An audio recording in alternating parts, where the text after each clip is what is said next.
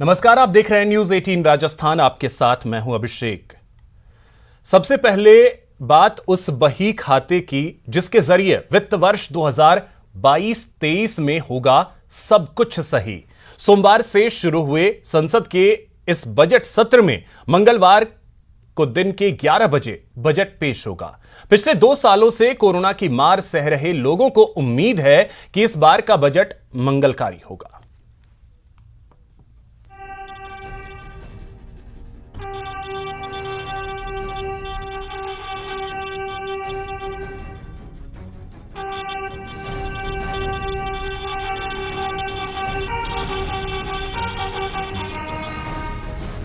Budget से आस होगा चौतरफा विकास। बुनियादी चीजें, जरूरत की चीजें उनको थोड़ा कम प्राइस पे अगर मिलेगा उनके लिए थोड़ा आसान हो जाएगा। टैक्स डिडक्शन सब लोगों के लिए होना चाहिए, सिर्फ यहाँ पे हम जेंडर डिस्क्रिमिनेशन नहीं करेंगे। बढ़ेगा रोजगार, होगा सबका बेड़ा पार। हम ये चाहते कि हर परिवार को जो कारीगर है, आर्टिजन है, ऐसा कुछ इस बजट के अंदर उनका लाए कि उनका जो व्यापार है वापस खड़ा हो। चुनाव की वजह से लोक लुभावन बजट। आधुनिक और विकसित भारत के लिए हमें आज कड़ी मेहनत करनी है। हमें अपने परिश्रम को पराकाष्ठा तक लेकर जाना है और यह सुनिश्चित करना है कि अंततः इसके लाभकारी परिणाम निकले। इसमें हम सबकी भागीदारी है और समान भागीदारी है। करीब 52 मिनट तक संसद में चले राष्ट्रपति रामनाथ कोविंद के इस अभिभाषण के साथ ही साल 2022 के बजट सत्र की शुरुआत हो गई। इससे ठीक पहले पीएम मोदी ने भी बजट सत्र को सार्थक और उपयोगी होने की अपील की। चुनाव अपनी जगह पे हैं, वो चलते रहेंगे।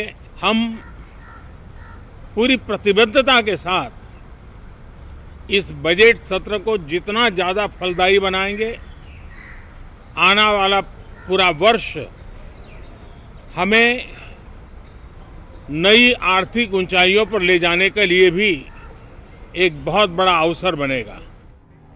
राष्ट्रपति के अभिभाषण के बाद केंद्रीय वित्त मंत्री निर्मला सीतारमण ने संसद के दोनों सदनों में देश की आर्थिक समीक्षा पेश की।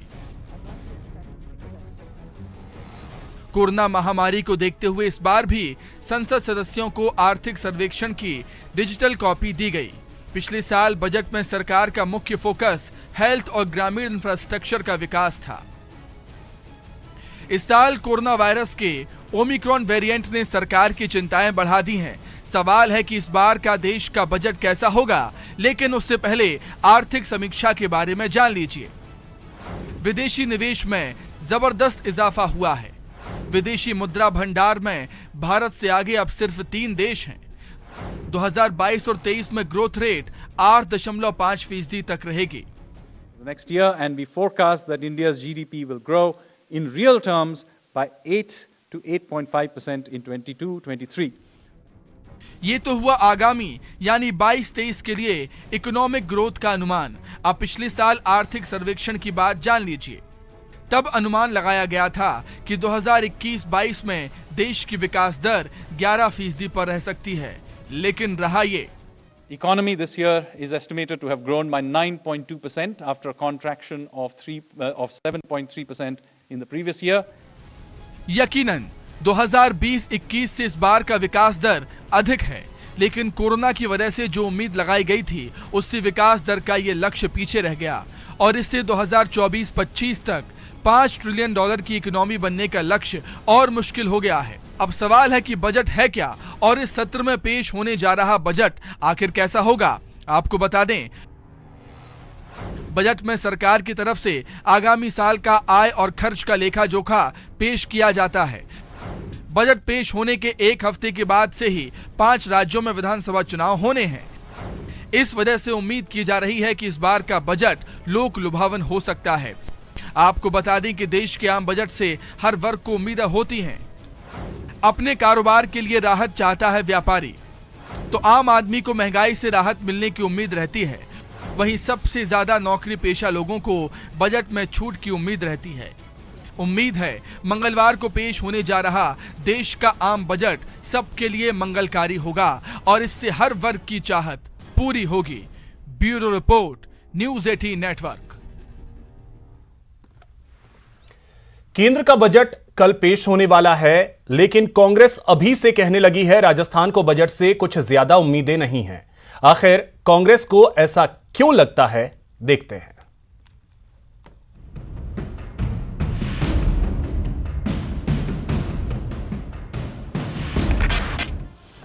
बाईस का बजट 25 पर प्रहार, डोटासरा का केंद्र पर प्रहार, डोटासरा ने किया बजट वाला वार, 25 सांसद फिर भी नहीं बजट में न्याय।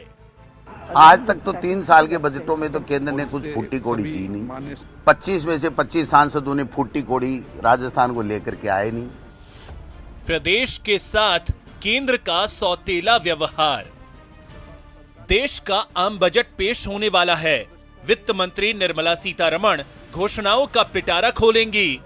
प्रदेश को भी इस बजट से ढेर सारी उम्मीदें हैं, लेकिन प्रदेश में सत्तारूढ़ कांग्रेस मानकर बैठी है कि राजस्थान को इस बजट में भी कुछ खास मिलने वाला नहीं है।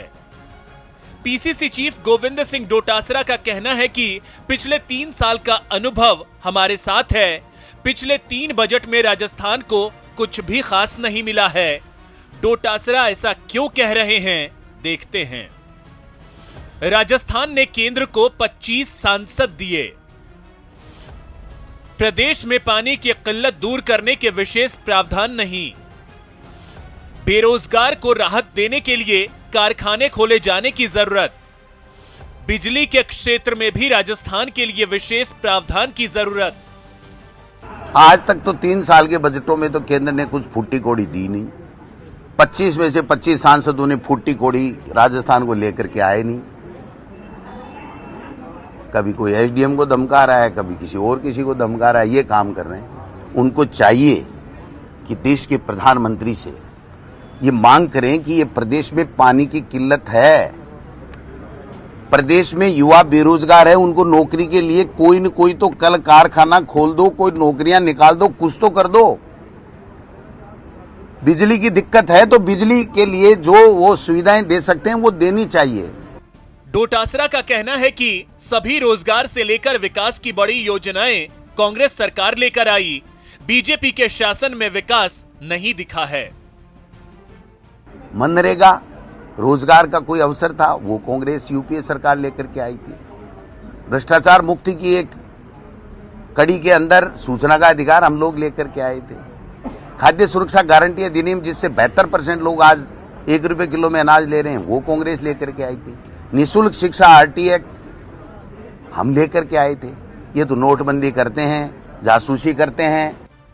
यह बात सही है कि पिछले सालों के बजट में राजस्थान की जिस तरह से अपेक्षाएं थी वह पूरी नहीं हो पाई। अब राजस्थान में अगले साल विधानसभा चुनाव होंगे, लिहाजा उम्मीद की जा रही है कि इस बार केंद्रीय बजट में राजस्थान के लिए कुछ बड़ी घोषणाएं होंगी। देखना होगा कि बजट में राजस्थान की उम्मीद कितनी पूरी होती है। दिनेश शर्मा, न्यूज 18, जयपुर। कल वित्त मंत्री निर्मला सीतारमण बजट पेश करेंगी। इसको लेकर बीजेपी सांसद सुमेधानंद सरस्वती ने कहा कि यह बजट महत्वपूर्ण होगा। वहीं चित्तौड़गढ़ सांसद सीपी जोशी ने कहा कि बजट देश हित में होगा। कि जो सरकारें देश भर में काम करती आई वो रक्षा के क्षेत्र में आत्मनिर्भर नहीं थी, विदेश में निर्भर थी। लेकिन इस सरकार ने आत्मनिर्भरता के तहत रक्षा के मामले हो चाहे अन्य मामलों में हो, आत्मनिर्भर बनाने के लिए एक नहीं अनेक कदम उठाए हैं। और मैं सोचता हूं कल जो आने वाला बजट है वो भी इस देश की उन्नति प्रगति में एक मील का पत्थर साबित होगा। तो पिछली बार भी जो बजट दिया था वो चाहे कर्मचारी थे, व्यापारी थे, किसान था, गरीब था, मजदूर था, सबको अच्छा बजट दिया था। और इस बार जो बजट आएगा वो बहुत महत्वपूर्ण बजट होगा। उसमें भी हर वर्ग को लाभ मिलेगा, ऐसा मुझे लगता है कि प्रधानमंत्री जी 2 तारीख को आत्मनिर्भर भारत पर भी अपनी बात रखेंगे, तो उसमें भी बहुत महत्वपूर्ण तथ्य होंगे। कल वित्त मंत्री निर्मला सीतारमण देश का आम बजट पेश करेंगी। इस बजट से उद्योग जगत और व्यापारियों को भी खासी उम्मीदें हैं। प्रदेश में 90% MSME इंडस्ट्रीज हैं। ऐसे में उद्यमी चाहते हैं कि देश में वन नेशन वन टैक्स की तर्ज पर पूरे देश के लिए बिजली की एक टैरिफ लागू हो, जिससे प्रदेश के उद्योग प्रतिस्पर्धा में आगे आ सके।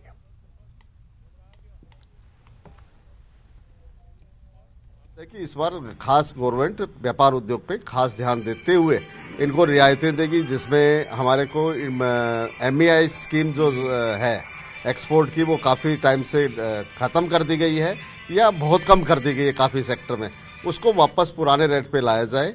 खास गारमेंट और होटल्स, इन पे भी एक पैकेज दिया जाना चाहिए जो पिछले काफी टाइम से प्रॉब्लम में है। GST के हिसाब से ट्रेडर्स मैन्युफैक्चरर को 40 लाख की लिमिट है और सर्विस सेक्टर को 20 लाख की है। इसमें आपके चैनल के मार्फत में ये मांग करना चाहूंगा कि इसको दोनों को 40 लाख की बजाय 50 लाख लिमिट कर दिया। दूसरी, इनकम टैक्स और एक्साइज में तो सीमा से विवाद से समाधान की योजना आई, किंतु आज तक सीमा शुल्क कस्टम ड्यूटी में नहीं आई GST लगने के बाद। तो ऐसे में ये आशा हम करते हैं, जो हम लिख के भी दिए थे 40 की तरफ से माननीय वित्त मंत्री जी को, तो ये निश्चित रूप से ये आनी चाहिए। विमेन एंटरप्रेन्योरशिप को आगे ले जाने के लिए एक फिजिकल हब जैसे भामाशाह का है, जैसे और भी IT सेक्टर्स के हैं, वैसे फिजिकल सेंटर्स होने चाहिए जिसमें different central, state, NITI Aayog, आजीविका, जितने भी अलग अलग डिपार्टमेंट्स हैं, उन सब की स्कीम्स, उन सब की योजनाएं, उन सब की जो पॉलिसीज हैं, उन सब का एक ही रूफ के नीचे अगर काउंसिल सेल्स होंगे तो विमेंस को काफ़ी मदद मिलेगी उनकी काउंसलिंग्स में, प्रोडक्ट डेवलपमेंट में और आगे बढ़ने में। मैंने कहा था, यदि आप प्रधानमंत्री जी ने की जो योजना थी कि हम आय को दुगुनी कर देंगे किसानों की आय जब भी दुगुनी होगी जब उसके सिंचाई उपकरण हैं उन पे टैक्स होगा कम। टैक्स कम होगा तो वो उपकरण उनको सस्ते मिलेंगे। 50,000 से लेके 5 लाख तक वाटर पंपिंग सेट आता है। यदि इस पे 5% टैक्स हो जाता है तो इसको डायरेक्टली फायदा किसानों को होगा। कोविड के दौरान सारे ही बिजनेसेस ने सफ़र किया है और जो वुमेन ओरिएंटेड बिजनेसेस हैं उनके ऊपर तो मार और भी गहरी है। तो गवर्नमेंट से अपेक्षा है कि जो लोन रीपेमेंट्स हैं उन बिजनेसेस के लिए, उन लोन पेमेंट्स में थोड़ा सा रिलैक्सेशन या वेव ऑफ्स पॉसिबल हैं तो वो हो। जो MSME इंडस्ट्री है वो सबसे ज़्यादा पार्टनरशिप और प्रोप्राइटरशिप में आती है। हमारी ये डिमांड पहले भी रही है, अभी भी है, कि जिस तरह नई इंडस्ट्रियाँ आ रही है उनको छूट मिल रही है, उसी तरह से उसी तर्ज पे नई कंपनियों को अगर 15% टैक्स है तो MSME के ऊपर भी प्रोप्राइटर पार्टनरशिप में 15% टैक्स होना चाहिए। ऑल्टरनेट एनर्जी के रूप में, ग्रीन एनर्जी के रूप में सोलर को आगे बढ़ावा देना चाहिए। गांव से पलायन रोकना है, जैसा प्रधानमंत्री जी का वो सिस्टम है लोकल टू वोकल का, तो छोटी छोटी स्कीमें गाँव में इस तरह डेवलप होनी चाहिए जिससे कि वहाँ का पलायन रोक सके। बिल्कुल। यहां रुकेंगे एक छोटे से ब्रेक के लिए।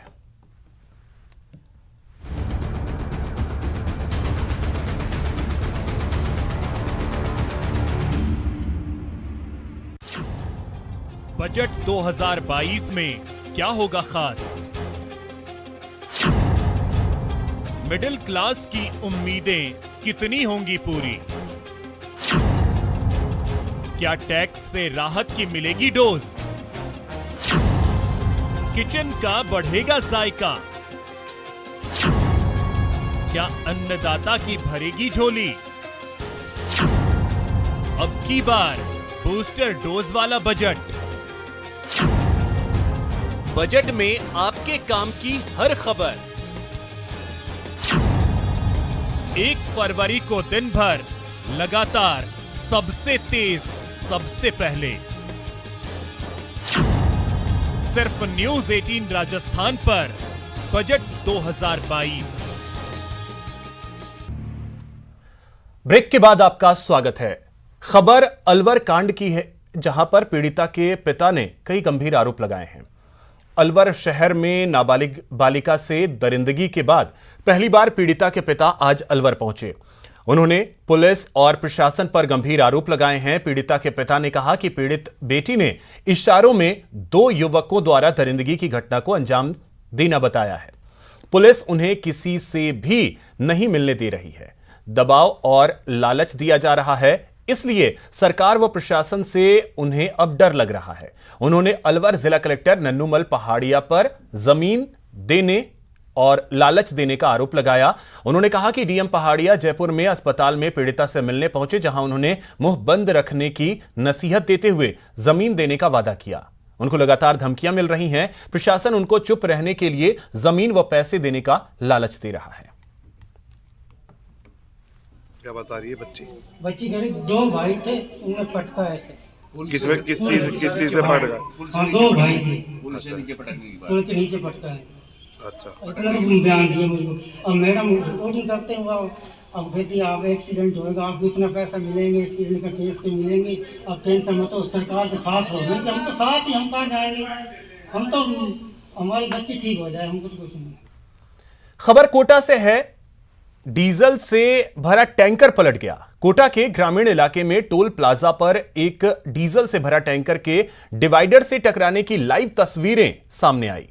आप देख सकते हैं किस प्रकार अनियंत्रित होकर टैंकर डिवाइडर से जा टकराया। इस दौरान एक कार टैंकर की चपेट में आते आते बच गई। हादसे में 2 लोग घायल हो गए, जिनको अस्पताल पहुंचाया गया।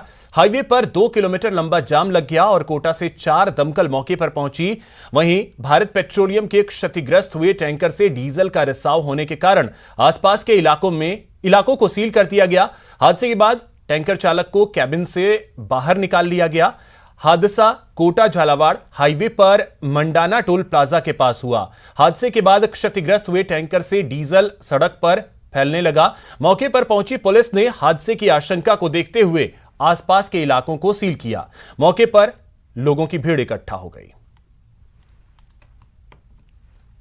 कोटा साइड से स्पीड में आ रहा था और ड्राइवर शायद दारू के नशे में था, तो उसने सीधा आके अपने जो टोल का डिवाइडर है उसमें सीधा उसने ठोका, जिसकी वजह से ड्राइवर और जो खल्लासी घायल हो गए। और तत्काल हमारे जो कर्मचारी हैं उन्होंने उनको निकाला और तत्काल जो टोल की एम्बुलेंस है उसे सीधा उनको कोटा हॉस्पिटल भेज दिया। बाकी का प्रशासन को इन्फॉर्म किया, जिससे थाने की गाड़ी भी आ गई और ये अपना फायर ब्रिगेड की गाड़ी आ गई और जो अपना प्रयास कर रहे हैं इसको हटाने का, जिससे ये अपना ट्रैफिक है स्मूथ चालू। आज हाईकोर्ट जयपुर बेंच का स्थापना दिवस मनाया गया। वहीं जोधपुर में इस दिन को ब्लैक डे के रूप में मनाया जाता है। वहीं आज बार के समारोह में जस्टिस सुदेश बंसल ने भी ब्लैक डे मनाने पर आपत्ति दर्ज कराई। जस्टिस सुदेश बंसल ने कहा कि अब समय आ गया है कि दोनों बार मिलकर इस दिन को उत्साह के साथ मनाएं।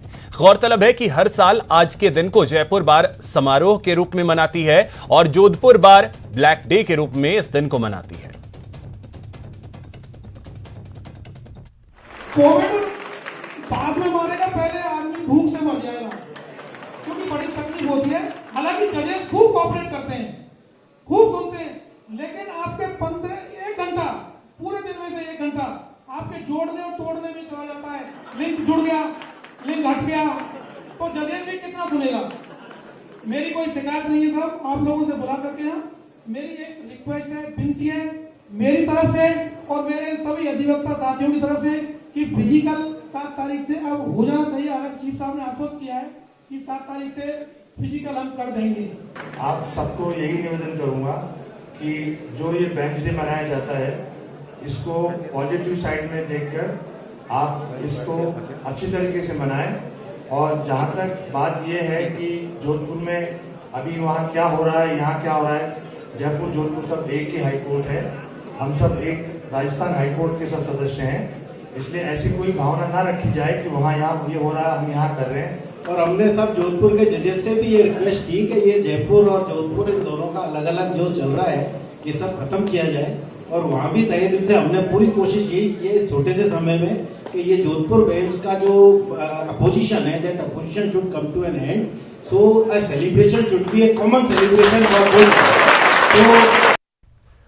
अभिनेत्री जया प्रदा आज संसार प्रसिद्ध जगत पिता ब्रह्मा मंदिर पहुंची। जया प्रदा ने ब्रह्मा जी की आरती की और मनोकामना पूरी हुई, उसके लिए ब्रह्मा जी का धन्यवाद दिया। जया प्रदा एक शादी में भाग लेने के लिए पुष्कर के समीपस्थ गांव में बने एक रिसोर्ट में आई थी, जिसके बाद अपनी मनोकामना पूरी होने पर आज जगत पिता ब्रह्मा मंदिर पहुंची। यहां पर जया प्रदा ने ब्रह्मा जी की विधिवत आरती की और काफी देर तक वहां रही।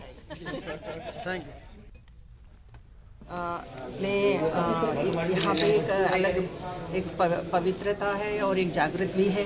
इस मंदिर से जो भी मांगते हैं वो पूरी होती है।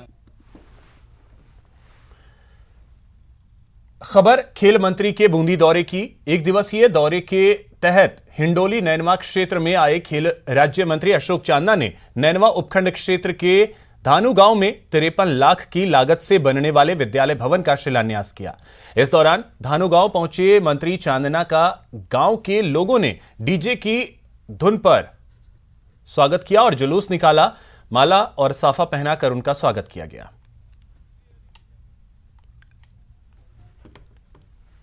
ये नया विद्यालय बनेगा और नैनवा की 19 पंचायतों में तकरीबन 5.5 करोड़ रुपए विद्यालयों के नवीनीकरण के लिए हमारे राज्य में हम लोगों ने सैंक्शन करवाए हैं। कुछ काम हो गए, कुछ चालू हैं और कुछ का अभी शिलान्यास होगा। अब आपको दिखाते हैं एक अनोखी विदाई। दरअसल ड्राइवर साहब रिटायर होने वाले थे। एडीएम साहब को लगा कि अपने ड्राइवर को अलग अंदाज में विदाई दें। अतिरिक्त जिला कलेक्टर की गाड़ी चलाने वाले मदन दास ने सपने में भी नहीं सोचा होगा कि उनके रिटायरमेंट पर कोई एडीएम उन्हें एक दिन का साहब बनाकर खुद ड्राइवर बनकर सम्मान देंगे। मौका था बाड़मेर जिले के अतिरिक्त जिला कलेक्टर के ड्राइवर मदन दास की सेवानिवृत्ति का। एडीएम ओम प्रकाश विश्नोई ने अपने ड्राइवर को एक दिन का साहब बनाकर उन्हें घर तक पहुंचाया।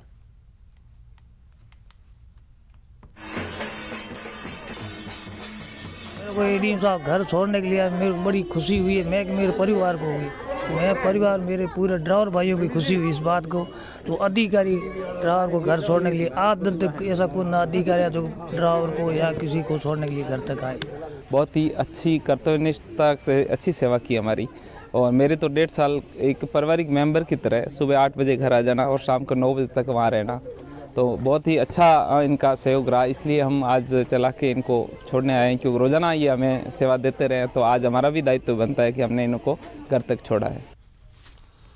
फिलहाल इस बुलेटिन में इतना ही। नमस्कार।